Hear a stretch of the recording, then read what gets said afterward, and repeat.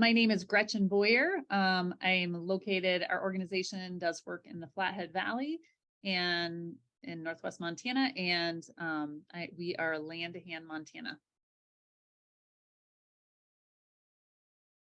Arrow actually has deep roots with Land to Hand. We were formerly farm hands, nourished the Flathead, and actually our very first project that we ever did came from a conference that Arrow put on in Kalispell in 2002. And it's where we began realizing that we needed to connect our community to the local food system. And we started with a map of the valley. And we had this beautiful Flathead Valley farm map. And really what we realized quickly was that while that was wonderful to have the farm map to connect folks, we really needed to think about how to connect our entire community to local food. And the Flathead Valley has a great history of agriculture.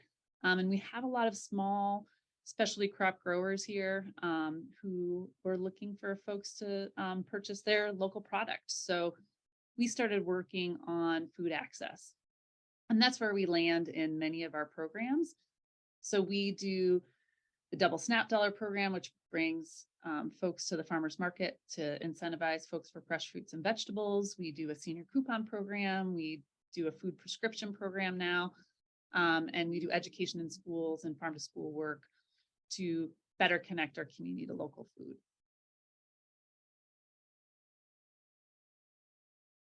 I think the problem that we're trying to solve with our local food system is access. So how do we get folks to be able to afford to purchase food, which many see as more expensive? And the reality is that local food is actually, purchasing local food supports local farmers, and local farmers work really hard, and they're not in the business to feed wealthy people only. So they want everyone to have access, but they have to charge the prices they charge so that they can make a living.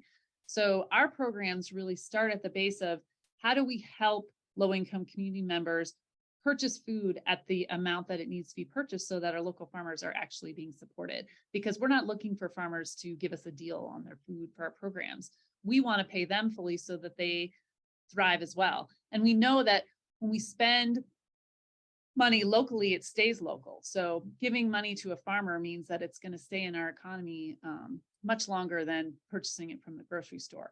We also know that that's much more nutrient dense food for our customers who often don't feel like they have the ability to afford healthy local food. So we feel like our programs really meet those two things together, and it's a really win-win for our community, because when our community is eating healthy, then we are, we have a more healthy community. So one of our programs and what the Montana Food Economy Initiative helped us with, we do a Fresh Snack Friday program. And the Flathead County Community Needs Assessment said that 91% of school children do not get enough fruits and vegetables. And so we worked with the school system to say, how can we help? And so that's when we started Fresh Snack Friday. And because our mission is to build a strong community food system that fosters socially just ways of accessing food, we wanted to buy local food as much as possible. So we purchased carrots, we stored carrots, and we brought them into the schools every Friday. And every elementary school kid in the Columbia Falls School District ate a lovely local carrot every week. And that was our one small way that we were increasing access. And I think that's how we think about it in general. It's like, how do we get those foods into the community in ways that work for the community? Well, one of our new big programs that we're working on is called Food RX. That's what we call it up here. It's a produce prescription program. And currently we are working with 7 clinics in the Flathead Valley. And the idea is that we are going to target food insecure families. So the clinics have 2 food insecurity questions that they ask patients. And then we enroll, if they qualify and they're interested, we enroll the entire family. So if there's a diabetic patient who's food insecure and has 3 children at home, we're not just having the diabetic patient be enrolled in the program and giving that person a vegetable prescription. That doesn't really make sense to us. We want to enroll the whole family. So we are enrolling a family of 5, and we make sure that we're providing enough fruits and veggies for 2 weeks, every 2 weeks, to increase consumption. And the goal of that program really is two simple things. It's increasing consumption of fruits and vegetables and increasing comfort with using fruits and vegetables in the home. So we try to keep it really simple, but increase access. And we had a diabetes cohort last year where every single patient dropped in their A1C marker, which is the diabetes marker, and all of them lost weight. Now, we can say FoodRx wasn't the only reason that happened, but it definitely was a huge contributor. And the other cool thing about programs that incentivize low-income community members to access local food is we're bringing them to the farmers market. We're helping them be a part of the community. And one of the things we assessed in our double SNAP dollar program was, do you think coming to the market, do you feel more a part of the community? And of the responses to our survey, it was like 85% of the respondents said, yes, it makes me feel a bigger part of the community. I feel like I'm having a positive impact on the community, and the community is having a positive impact on me. So beyond the measure of we're increasing consumption, which is really important, we're also increasing community where, maybe some of those places didn't feel, folks didn't feel like they belonged, or that was a place that was safe for them to be. And, some of our programs help change that, which is really important. I think the pandemic really shocked everyone about how global our food system is. And it became way more important to be more localized. And so I think our producers are feeling like they are selling out of their food. So I think that some of the opportunities are that there's opportunities for new farmers to grow in our community. I think the other piece that's really interesting in Montana is that, obviously it's difficult to grow year round, especially organically in the state of Montana. And while hydroponics is gaining in some places, we're really looking at like, how do we maybe preserve food? How do we store food? And I think storage has been an issue. So we've been really looking, like we purchased 4,500 pounds of carrots. And when we did it the first time, the first time we ever did it was with the help of the Montana Food Economy Initiative. So we're in year 2 of doing that. Last year, we bought 7,500 pounds of carrots, which was a little too many, but it was good learning. We learned a ton. And we bought these really great storage carrots that they lasted until the end of April, which was really exciting to see, like, okay, when we have a good storage place and facility and method, how long can we preserve local food? So that was really exciting to think about, as an opportunity. And this year, one of our small little farmers market style grocery stores also purchased a ton of carrots and are storing them too, because they saw what we did last year and they're like, okay, they actually did keep, and we can sell them throughout the year because people want them. So I think right now there's tons of opportunity for local food. We just need the folks willing to help. And, we can probably build capacity within the farmers that we have. But some of them are like, we are growing as much as we possibly can. We can't do anymore. So we need more people. So that becomes the biggest issue, I think. In the food prescription space right now, there's actually a lot of money being thrown at this program, which is really exciting. I think there's some really great opportunities. But I think when it comes down to it, that's always been the struggle, is like with our programs, we often can pay for new initiatives, but food is the thing that folks, donors love to pay for food. That works out great. But granting systems, we're having a harder time. We just got a DPHS grant that is only for staffing, which, you think is a wonderful problem to have.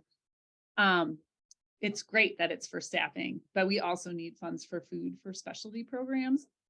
So we see that as an opportunity and a challenge at times. Also, again, I think storage is our biggest challenge. We just are about to rent an office space that has a walk-in cooler in it for the first time, which is for us, one of the most exciting things ever. And it's a space we've looked at for a long time, but it's had a produce broker in it and they just left. And we're just so excited. It's going to be a whole game changer for us. I mean, we have food stored all over the valley.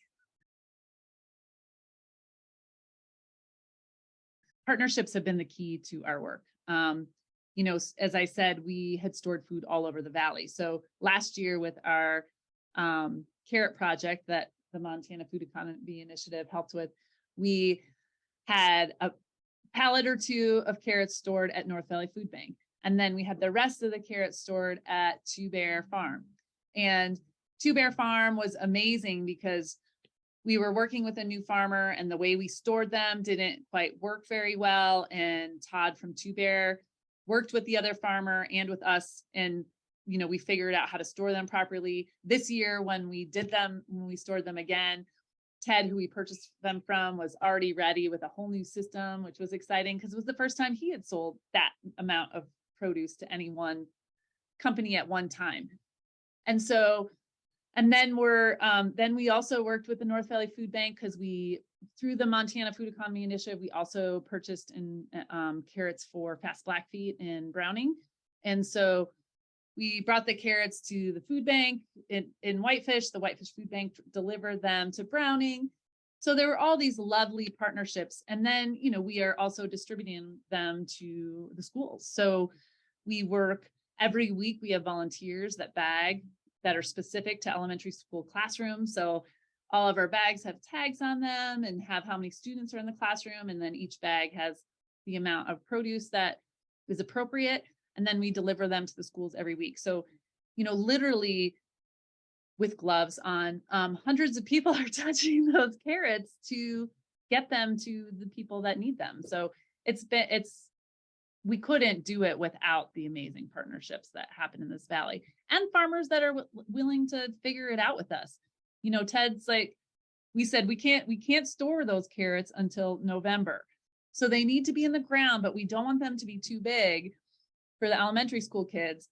And, this year he planted a lot later, but then we had this October that was like amazing and they're big and elementary school kids are going to have a hard time with them. So we're going to have to think about what we're going to do with them. We know we can sell them. We're not worried. Ted did a great job, but he can't help the weather. And so we just have to roll with it. And we do. I mean, it's fine. Like we're still going to buy those carrots and we're going to figure it out. And the farmer's going to be happy. We're going to be happy. It's all, something we're figuring out together, which also feels really lovely at the same time. Like, well, it's sometimes there's problems we have to solve. It feels like we have this amazing community that's ready to solve them. I think that building community partnerships to accomplish goals that you have are really the key to the success of any of these kinds of programs. And we have the wonderful relationship with the school that is excited to help us and be a part of whatever we want to do.